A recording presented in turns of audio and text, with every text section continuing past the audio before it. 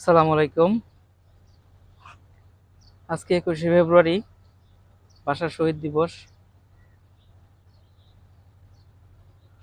সেই শহীদদের স্মরণ করতেছি, যাদের আত্মত্যাগের বিনিময়ে আমরা এত সুন্দর একটা ভাষা পাইছি, বাংলা ভাষা, আমাদের মাতৃভাষা। তো তাদের জন্য স্পেশালি দোয়া করি, আল্লাহ পাক যেন তাদেরকে জান্নাত নসিব করে, জান্নাতের উঁচু জায়গায় স্থান দেয় তাদেরকে। তাদের মা বাবাদের জন্য দোয়া করি, তাদের তাদের মতো বীর সন্তান তার মা বাবা জন্ম দিয়েছে,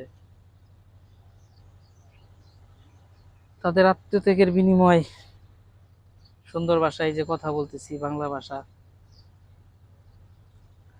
আমরা ফুল দেওয়ার থেকে বেশি তাদের জন্য দোয়া করব,